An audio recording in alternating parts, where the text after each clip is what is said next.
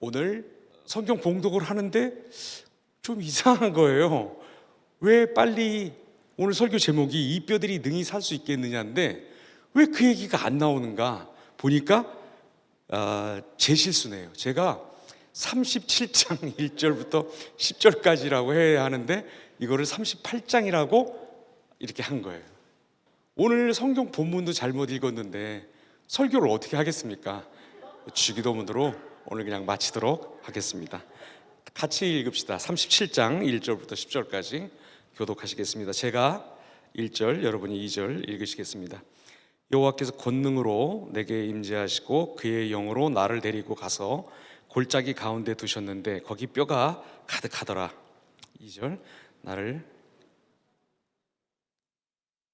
본즉 그 골짜기 지면에 뼈가 심이 많고 아주 말랐더라. 제가 3절 읽습니다. 그가 내게 이르시되 인자야 이 뼈들이 능히 살 수 있겠느냐 하시기로 내가 대답하되 주 여호와여 주께서 아시나이다. 4절 또 내게 이르시되 너는 이 모든 뼈에 대하여 이르기를 너희 마른 뼈들아 여호와의 말씀을 들을지어다. 주 여호와께서 이 뼈들에게 이같이 말씀하시기를 내가 생기를 너희에게 들어가게 하리니 너희가 살아나리라.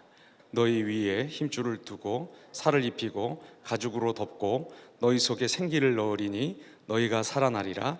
또 내가 여호와인 줄 너희가 알리라 하셨다 하라. 이에 내가 명령을 따라 대언하니 대언할 때 소리가 나고 움직이며 이 뼈 저 뼈가 들어맞아 뼈들이 서로 연결되더라.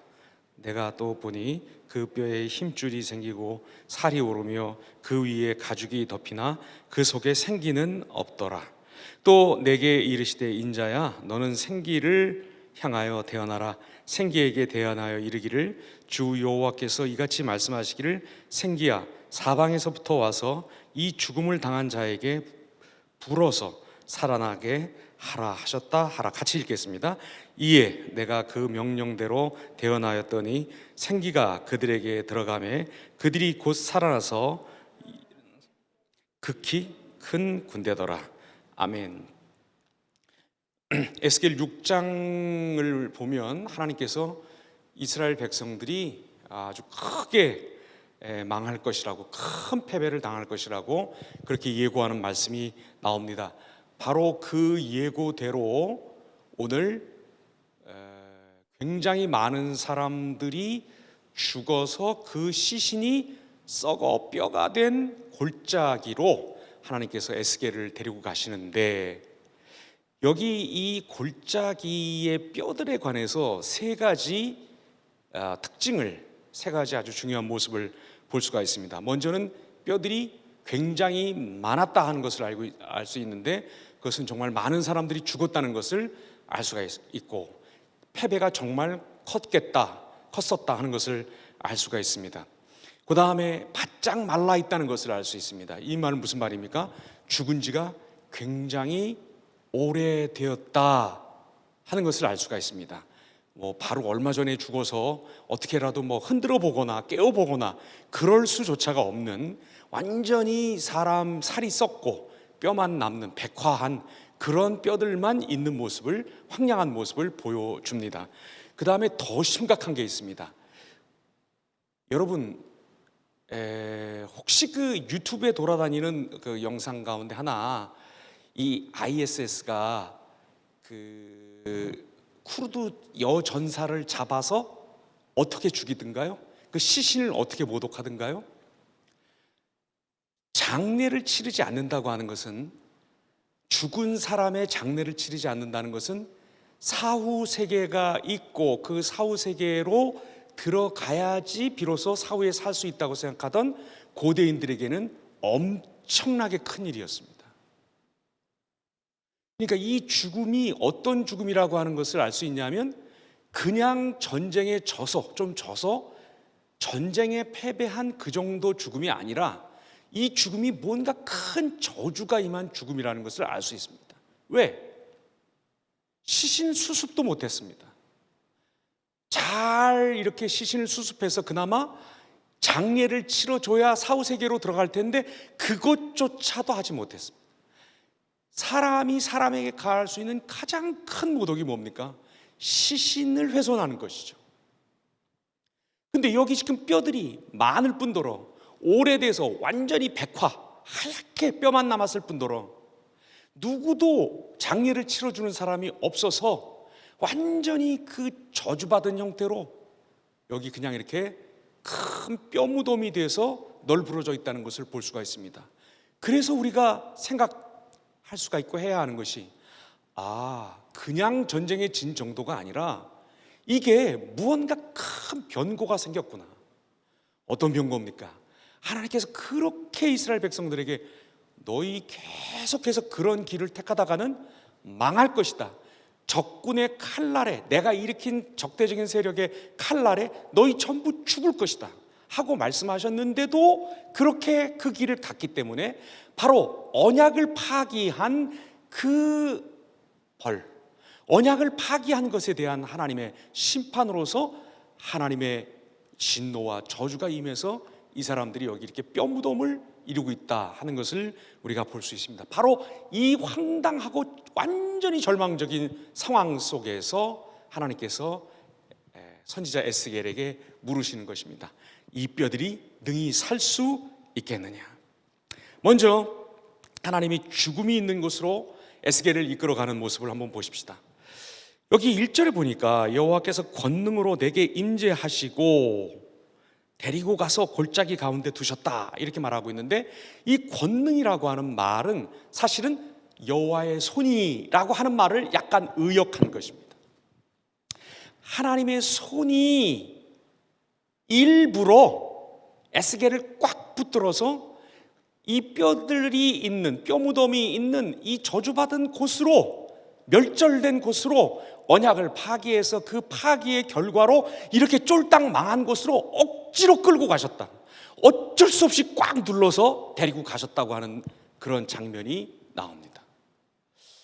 이런 일은 2021년에 우리에게 좀 안 일어났으면 좋겠다는 생각 들지 않으십니까? 그런데 하나님께서 아마도 2021년에도 우리를 예를 들어 우리가 발을 삐끗해서 미끄러져서 뼈들이 있는 골짜기로 미끄러져 들어간 것이 아니라 어떻게 하다가 길을 잘못 찾아서 뼈들이 있는 곳으로 들어간 것이 아니라 하나님의 손이 일부러 의도적으로 목적을 가지고 우리를 붙잡아서 그리로 이끌어 가는 일이 2021년에도 저는 있을 것이라고 봅니다. 자, 그렇게 되면 어떤 일들이 벌어집니까? 진짜 보기 싫은 사람들 또 거길로 우리를 데려가시고, 진짜 그 만나지 않았으면 좋을 사람들, 장혜진 씨가 부른 노래 있잖아요. 왜? 다시는 마주치지 말자. 저는 그 후렴만 알아요. 다시는 마주치지 말자. 진짜 마주치고 싶지 않은 사람들에게로 또 우리를 이끌어 가시고, 제발 이제 좀 그만이라고 생각하는 일, 어떤 일입니까? 억울한 거, 비단나는 거, 무명인 거, 나 드러나지 않는 거, 그런데 하찮은 거, 남 심부름해 주는 거, 밑에 바닥 깔아주는 거, 그런 대로, 그런 삶으로 우리를 다시 한번 또 그 강한 손으로 붙들어서 거기로 이끌어 가실 수도 있을 것입니다. 하지만 우리가 그렇게 억울해하고 답답해할 게 없습니다. 왜냐하면 하나님의 손, 하나님의 권능은 우리를 그렇게 억지로 붙잡아서, 의도를 가지고 붙잡아서 그렇게 뼈들이 있는, 뼈무덤이 있는 곳으로, 그 골짜기로 끌고 가셨는지 모르지만 그때에도 뭐라고 얘기하냐면 그의 영으로 하는 말씀이 나옵니다. 여러분, 2021년에도 우리가 만나기 싫은 사람 만나야 되고 같이 있기 싫은 사람들과 같이 있어야 하며, 우리가 정말 못 견뎌 하는 그 일, 비단나는 거, 심부름하는 거, 하찮은 일에 계속 종사하고 있는 거, 그런 것, 그런 일, 그런 삶을 살아간다 할지라도, 21년에도 그렇게 살아야 할지라도 우리가 답답해하지만 않아야 할 것은 뭐냐면 그 순간에도 하나님의 영이 우리를 위로하시고 우리를 지키시고 우리를 보호하신다는 것입니다. 멀리 갈 거 없습니다. 예수님 바로 이렇게 해서 광야에서 시험 받지 않으셨습니까? 하나님의 아들이라고 바로 조금 전에 세례받을 때 성령이 비둘기처럼 그 위에 임해서 삼위일체 하나님 아버지는 말씀하시고 성령은 비둘기처럼 임하시고 인자는 그것을 받아들이시는 그 영광스러운 순간을 겪자마자 성령께서 이끄셔서 함께 하셔서 광야에 가서 시험 받으시는 모습을 우리가 볼 수 있습니다. 그걸 보면 그렇구나, 이 21년 한 해 하나님의 손이 나를 또 강하게 붙들어서 이런 곳으로 뼈무덤이 있는 골짜기로 이끄신다 할지라도 그때도 주의 영이 함께 하시겠다 하는 것을 우리가 알고 깨닫고 믿고 의도적으로 그 약속을 붙들고 기도하는 우리가 되어야 할 것입니다. 여러분, 성령님 참 섬세하시고 민감한 분이십니다. 삼위일체 하나님 가운데 가장 수줍음을 많이 타시는 하나님이라 하는 별명을 가지고 계실 만큼 성령님 민감하십니다. 어떻게 보면 쉽게 근심하시고 또 예민해하시고 그리고 기계적으로 일하지 않으십니다. 우리가 그분을 슬프게 하고 우리가 그분을 위축시킬 만한 일이 있으면 그때는 성령님께서 마치 이 타오르던 불이 사그러지는 것처럼 성령님께서도 소멸되신다고 하는 그런 속성을 가지고 계신 분이 하나님, 성령 하나님이십니다. 하지만 야곱의 경우를 한번 생각해 보시기 바랍니다. 하나님이 너와 함께 하겠다, 네가 어디로 가든지 내가 너와 함께 하겠다 하신 이후로 벌어진 일들을 한번 보시기 바랍니다. 천태만상, 정말 이 꼴 저 꼴 차마 눈 뜨고 봐줄 수 없는 일들이 벌어졌지만 하나님의 영께서 그를 붙드시고 끝까지 그 언약이 이루어질 때까지 정말로 그를 떠나지 않으신 모습을 볼 수 있습니다.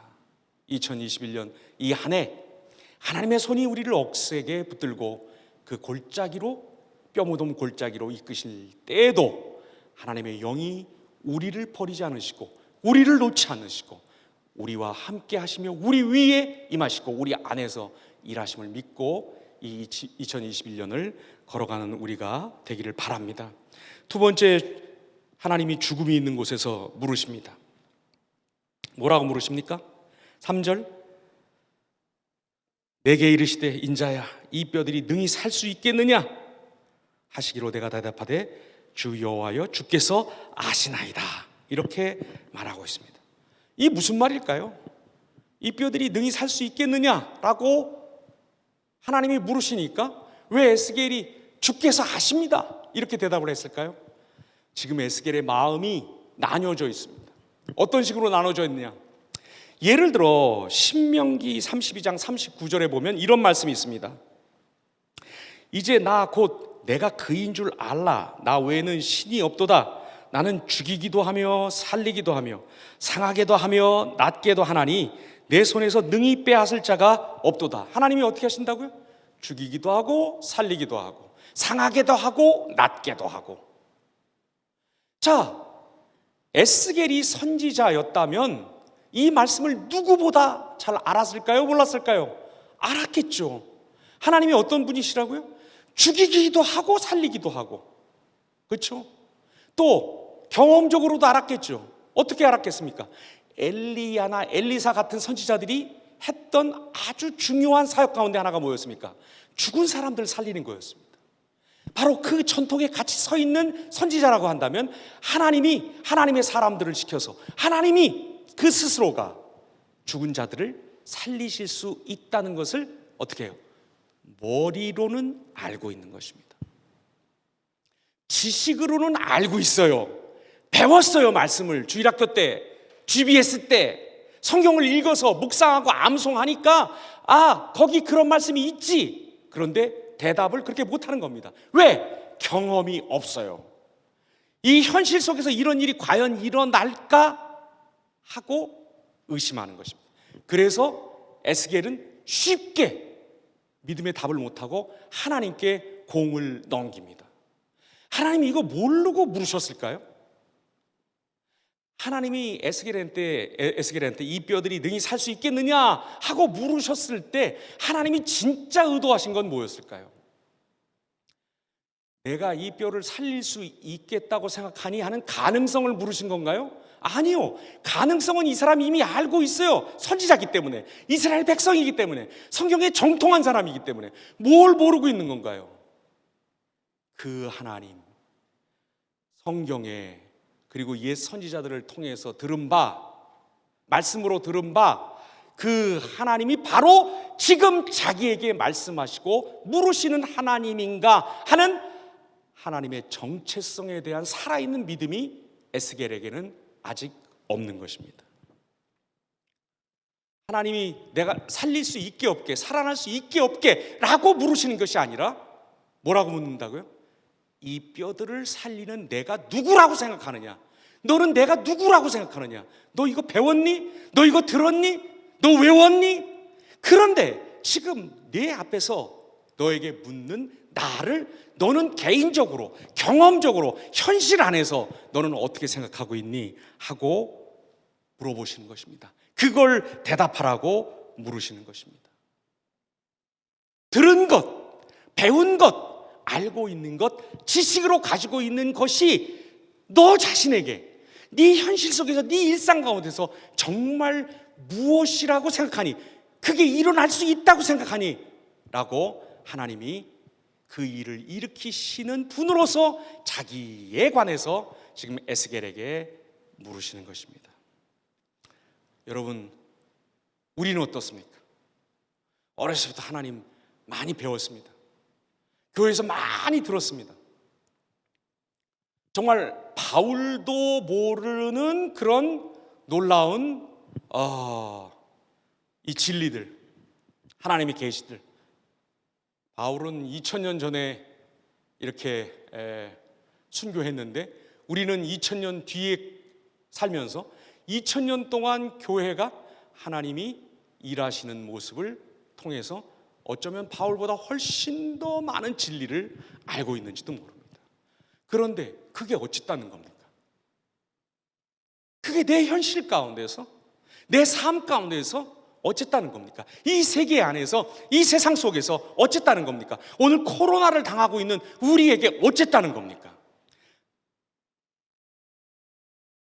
이렇게 부르시는 하나님을 누구라고 개인적으로 고백하고 있습니까? 여러분, 수입이 줄고 결혼 언제 하게 될지 잘 모르겠고, 더더군다나 교회에 좀 위로 좀 받으려고 왔더니 다 종교인처럼 생긴 목사가 맨날 막 웩웩거리고 막 뭐라고 따따따따 막 이러고 도무지 이게 진짜 뭐 위로가 안 돼. 진짜 이러다가 뼈가 되겠어요.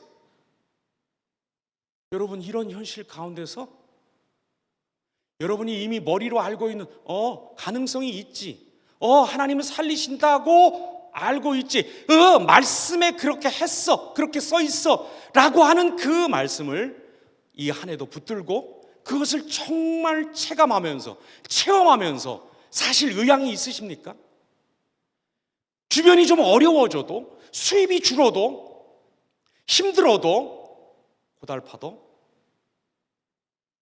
사람들의 의견이 갈려 분분해지고 골치가 아프고 너무나 많은 소문들이 들려와도 여러분, 굳게 서서 이렇게 하실 수 있는 하나님이 나의 하나님이고 우리 공동체의 하나님이고, 이게 그냥 들은 얘기가 아니라 지금 이 현실 가운데서 오늘 우리의 일상 가운데 진짜 이 일을 행하고 계신 하나님으로서 우리가 고백하면서 나아가고 있느냐 하는 그런 말입니다. 아무쪼록 2021년에 배우고 듣고 알고 지식으로 축적한 그 하나님이 그냥 가능성 정도를 물으시는 것이 아니라 바로 우리의 하나님 되셔서 우리의 하루하루를 다시 없는 위대한 사건으로 만드시면서 우리의 삶을, 우리의 호흡을 복음으로 만드시겠다고 약속하시면서 우리를 통해서 아브라함의 언약을 이루어 가시는 그 하나님을 이 2021년에도 많이 경험하는, 정말 최초로 경험하는, 아니 다시 경험하는, 전혀 새로운 차원에서 경험하는 우리가 되기를 바랍니다. 세 번째로는 죽음이 있는 곳에서 일하시는 하나님이십니다. 엘리야나 엘리사가 죽은 사람들을 살렸는데 그래도 그 사람들은 이렇게 썩기 전에 사람들을 살린 거예요. 죽었지만 아직 귀가 달려있는 사람들을 살린 거예요. 그런데 여기 보면 하나님께서 계속해서 에스겔에게 뭐라고 말씀하십니까? 뼈에 귀가 어디 있어요? 들을 귀가 없는데 듣지 못하는 뼈들에게 계속해서 외치라고 하시는 것입니다. 다시 말씀드리지만 엘리야와 엘리사는 죽었지만 혹시 알아요? 청각이 제일 나중에 다친다고 하니까, 그렇죠? 혹시 알아요? 예? 숨은 끊어졌는지 심장은 안 뛰는지 모르지만 아직 청각이 있는지, 그래서 혹시 걷다가 말을 하면 시체가 듣고 뭐 어떻게 했는지 반응했는지. 그런데 이건 그게 아닙니다. 저주받은 죽음이고 오래된 죽음이고 대패한 죽음입니다. 그 증거로 남아있는 뼈들에게, 귀도 없는 뼈들에게 하나님이 외치라고 하시는데 어떻게 합니까? 에스겔은 그 말씀을 받아서 그 말씀을 그대로 외칩니다. 여기 보면 그 뼈들이 막 맞춰지고 그 위에 힘줄이 붙고 살이 붙고 뭐 근육이 붙고 막 뼈들이 이렇게 막 연결이 되는 그런 모습이 나오는데 왜 이렇게 자세하게 이걸 기록할 수 있었을까요? 에스겔은 사실은 제사장 출신이었습니다. 이 집안이 제사장 집안이고 본인도 제사장 출신의 선지자예요. 제사장이 뭐 하는 사람입니까? 성전에서 백성들이 가지고 온 재물을 죽여서 각떠서 내장을 빼고 이렇게 마주 보이게 해서 거기다가 불질러서 하나님께 번제로 바치는 일을 하고 있었던 사람이니까 사람의 몸 역시 어떻게 되는지, 무엇과 뼈가 어떻게 세워지고 거기에 힘줄이 어떻게 붙어야 되고 어떻게 살이 붙어야 되는지를 잘 아는 사람이었겠죠. 그래서 그 모습을 지금 우리에게 증언하는 것입니다. 제사장으로서 많이 해본 일, 많이 본 순서대로 그 모습대로 사람이 그렇게 구성이 되고 있는 것입니다. 그런데 문제는 그렇게 사람으로 이 뼈들이 맞춰지고 힘줄이 붙고 살이 가서 붙어도 그 사람에게 아직 무엇이 없습니까? 생기가 없다는 것을 볼 수가 있습니다. 이것 역시 전혀 새삼스러운 일이 아니죠. 여러분, 사람이 뭘로 지어졌습니까? 미네랄로 지어졌어요. 먼지, 흙, 그걸로 지어졌어요. 우리가. 그런 면에서 우리는 식물하고도 똑같고 동물하고도 똑같고 심지어 광물하고도 똑같습니다. 별거 없습니다. 사실 여기서 이 생기라는 말이 루아, 영이라고도 쓰이고 바람이라고도 쓰이고 생기라고도 쓰인 이 말, 1절부터 10절까지 요 19절에 무려 8번이나 나오고 14절까지는 10번이나 나오는 이 루아라고 하는 이 바람, 생기, 요게 없으면요, 요 영이 없으면요, 사람은 토후에 불과해요. 흙으로 지어놓은 인형, 그거에 불과합니다. 그게 인간입니다. 그 흙 위에, 그 미네랄 위에 저기 광물하고 바위하고 또 합성하는 그런 식물하고 동물하고 다를 게 하나도 본질적으로는 없는 우리에게 하나님께서 루아를 불어넣으셔서 우리를 하나님과 소통하고 교제하고 이웃과 소통하고 교제하고 그리고 세상을 향해서 하나님을 드러낼 수 있는, 하나님의 뜻을 펼쳐낼 수 있는 존재로 만드신 하나님의 그 사랑의 루아가 없었으면, 그 바람이, 그 생기가, 그 영이 없었으면 우리 이것과 똑같습니다. 이 말씀 통해서 우리가 뭘 한 번 더 생각하게 됩니까? 아, 그렇구나. 사람이 예를 들어 돈 좀 있으면 아무래도 좀 편리할 것 같아요. 그렇죠? 돈 좀 있으면 좀 편해요. 확실히. 이제 오늘 저녁부터 눈이 온다는데 무슨 뭐 아침에 안녕이라든지 무슨 타코라든지 뭐 그런 차를 타고 가면 진짜 장갑을 두꺼운 걸 끼고 브레이크 할 때 이렇게 차문을 열고 이걸로 이렇게 잡아야 되나? 그런데 그거 좀 좋은 차들 있잖아요. 왜? 크고 좋은 차들. 뭐 이런 거. 그런 것들은 진짜 뭐 쌩쌩쌩쌩 막 잘 달리잖아요. 근데 그 비싸잖아요. 돈이 있으면 그런 게 좀 편한 것 같아요. 뭐 프레스티지라 그러나요, 여러분? 이렇게 조금 남들과 좀 급이 다른 거. 예? 남들 1층에 있을 때 나 한 40층에 가가지고 딱 밑에 내려다 보는 거. 그리고 남들 저기 이코노미석에 가가지고 쪼그리고 앉아가지고 콩 집어 먹고 있을 때 퍼스트 클래스 타가지고 다 와서 막 그 기장이라 그러나 그 이렇게 사무장이 와가지고 뭐 그렇게 무릎을 꿇고 주문을 받잖아요. 여러분, 제가 탔다는 얘기가 아니고 그렇게 의심의 눈초리로 쳐다보지 마세요. 제가 탔다는 얘기가 아니고 제가 엊그저께 그 싱가포르 에어라인을 타고 싱가포르에서 베이징으로 6시간 비행하는데 그 싱가포르 에어라인의 풀스 클래스를 이렇게 누가 찍었길래 그걸 잠깐 봤어요. 한 3분 정도 봤어요. 정말 돈 벌어서 저기 한번 이렇게 쫙 누워서 승무원들도 정말 기가 막히게 이쁘고 그러던데 아무튼 한번 가봤으면 좋겠다. 그런 거 있잖아요, 왜? 그렇죠? 근데 아마 퍼스트 클래스를 타면 비즈니스 클래스를 못 탈 것 같다는 생각이 좀 아무튼 언뜻 들었어요. 그런 거. 여러분, 그것보다 더 멋있는 거 뭐가 있을까요? 돈 있고 뭐 좀 급이 다른 뭐 그런 사회적인 고상함 이런 것보다 더 멋있는 거 뭐가 있을까요? 그 사람들조차도 고개를 딱 숙이는 거 뭐가 있을까요? 도덕적인 고결함이죠. 돈 별로 없어도, 가진 건 많지 않아도, 많이 배우지 않았어도 하나님의 뜻을 알고 하늘의 뜻을 알고, 우리말로 하면 정말 성실하고 양심적으로 살아가는 그 어떤 사람들 앞에 가면 진짜 기가 탁 죽죠. 눈빛이 다르죠. 없지만 뭔가 함부로 할 수 없는 그런 거 있죠. 그거보다 한 단계 더 나간 게 뭘까요? 달라이 라마 같은 사람들. 이 설교 시간에 달라이 라마라 그래서 참 죄송한데, 아니 내가 진짜 그 권위 이런 거 정말 이로 말을 할 수가 없어요, 여러분. 이 사람들 한 몇만 명 모아놓고 자, 여기 오늘 체육관에서 우리 집회하려고 이렇게 했는데 돈이 얼마가 모자라는데 자, 우리 조금씩 냅시다 하면 그 자리에서 몇십만 불, 몇백만 불이 거쳐요. 요만한 몸에 뭐 그 주황색 천 하나 걸친 사람인데 뭐 또 멀리 갈 거 어디 있어요? 예? 우리 천주교에도 그런 아주 그 종교적인 그 고매함, 종교적인 그 수준 이런 걸 가지고 진짜 구름 위를 걷는 것 같은 그런 소위 성자연한 사람들이 많이 있잖아요.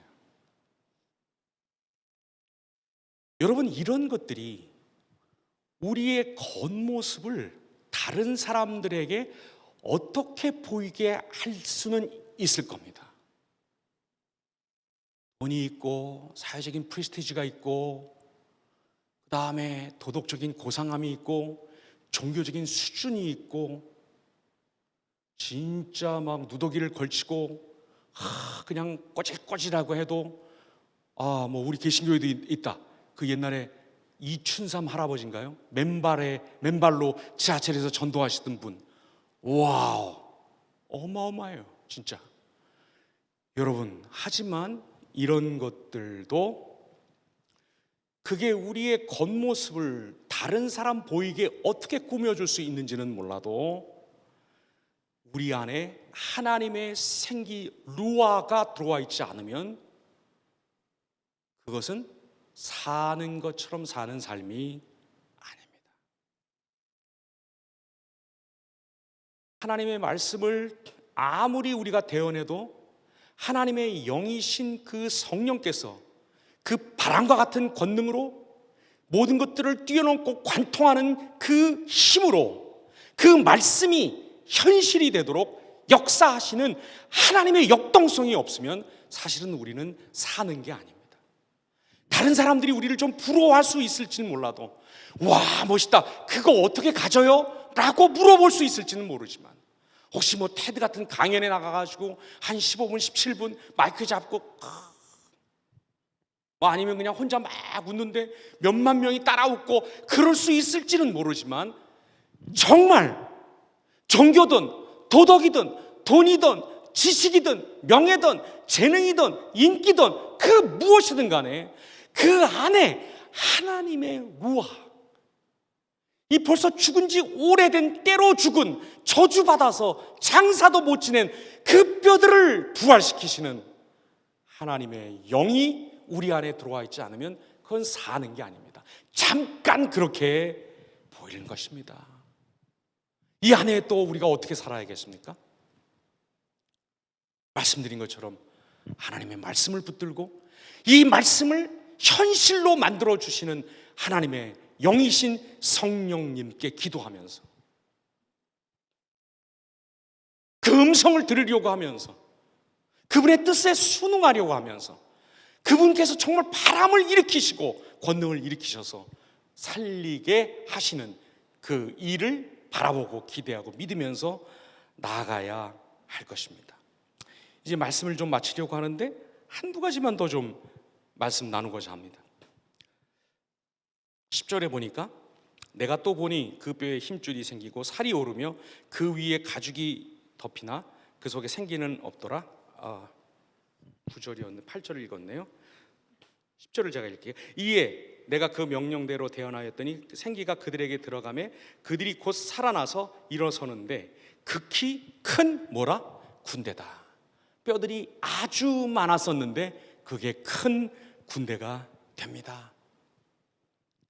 그리고 보니까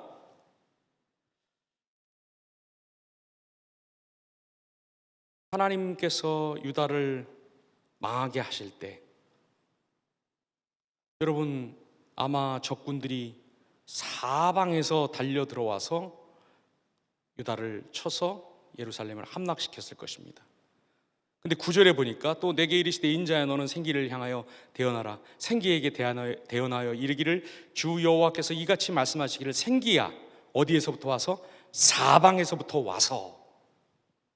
생기가 한쪽으로만 오는 것이 아니라 빠져나갈 수 없이 물 밀듯이 적군들이 쳐들어왔던 그 방향에서 이제는 하나님의 생기가 불고 있습니다. 11절 말씀에 보니까 이 많은 뼈, 오래된 뼈, 죽어서도 제대로 묻히지 못하고 시신조차 모욕당하고 있는 이 뼈들, 이 부장된 자들의 정체가 무엇인지 밝힙니다. 또 내게 이르시되 인자야 이 뼈들은 이스라엘 온 족속이라. 이들은 바로 언약을 지키지 않고 하나님의 말씀을 무시하다가 정말 하나님의 말씀대로 망하게 된 이스라엘이라고 하는 것을 우리가 봅니다. 근데 참 희한한 게요, 사도행전 1장 6절에 보면 막 승천하시려고 하는 예수님을 붙들고 예수님의 유대인 제자들이 이렇게 묻는 장면이 나옵니다. 주여 이스라엘 나라를 회복하심이 이때니까. 이게 무슨 말입니까? 제자들은 이스라엘이 회복된 걸 몰랐어요. 예수님이 오셔서 겨우 나라 정도를 회복시킨 것이 아니라 겨우 국채와 영토와 군사와 외교와 상업 정도를 부흥시켜 주신 것이 아니라 하나님의 백성이지만 루아가 없어서 하나님의 말씀을 그 율법을 지키지 못하고 제자리에 갖다 놔도 또 미끄러지고 갖다 놔도 또 미끄러지고 갖다 놔도 더 뒷걸음질 치는 그 사람들과 그 백성들의 마음속에 있는 마음을 뒤바꾸시고 그것을 용서하시고 새 심장을 주시고 새 영을 주셔서 이스라엘을 완전히 회복하셨는데도 모르고 있어요. 제자들은 우리나라 언제 독립합니까? 이러고 묻고 있는 거예요.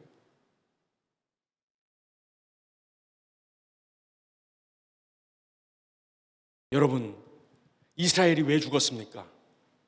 이스라엘이 왜 이렇게 무더기 뼈가 됐습니까? 뼈무덤이 됐습니까? 언약을 파기했기 때문입니다. 그래서 언약을 파기하는 이 죄의 본질, 우리 안에 아주 깊숙이 뭐라 그러나 아주 눌어붙어 있는 이 죄의 습성, 우리가 하나님의 율법을 기뻐하고 즐거워하며 하나님께 나아가려고 해도 자꾸 우리를 붙드는 그 죄의 구심력, 그거를 끊어버리지 않고는 절대로 우리는 하나님의 백성이 될 수도 없고 하나님의 백성으로 살 수가 없습니다. 예수님이 오셔서 이 일을 하셨는데도 제자들 아직도 모르고 있는 것입니다. 언제까지? 에스겔 골짜기에서 루아로 사방에서 불어오시면서 이 마른 뼈 무덤을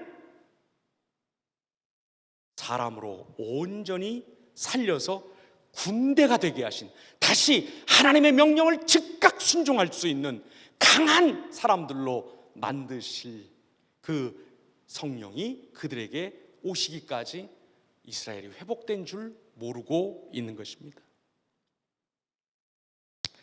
바울은 로마서 11장 15절에서 유대인들이 죽은 자들 가운데서 생명을 얻어 복음 앞으로 나온다는 말씀을 하고 있는데, 바로 바울의 마음에는 이 에스겔 골짜기에서 일어난 뼈 상태로 있다가 일어난 이스라엘을 그리면서 이 말을 하고 있는 것입니다. 여러분, 이게 진짜 회복입니다. 이스라엘이 회복된다고 하는 것은, 이스라엘 나라가 회복된다고 하는 것은 바로 이것을 말하는 것입니다. 언약을 맺어주셨어도 지킬 힘이 없는 무능력에서 완전히 탈출하게 해주시고, 그냥 흙 인형 모양으로 이렇게 아무것도 못하고 있는 것이 아니라 사람의 모습으로 움직이고 있는, 무화가 들어간 생명으로 약동하는 그런 사람들을 만들어 주시는 것, 이게 바로 진정한 회복입니다. 여러분, 우리는 하나님의 걸작품들입니다. 지으신 바라, 하나님이 지으신 바라, 그게 바로 하나님의 걸작품이라는 얘기인데, 우리는 이 마음을 지닌 그런 사람들입니다. 따라서 2021년 괴롭고 힘든 일이 벌어진다 할지라도 한 번 더 말씀을 붙들고 사방팔방에서 불어오는 하나님의 누아 앞에서 하나님의 언약을 이루시라고 기도하는 자세로 살아가야 할 것입니다. 하나님께서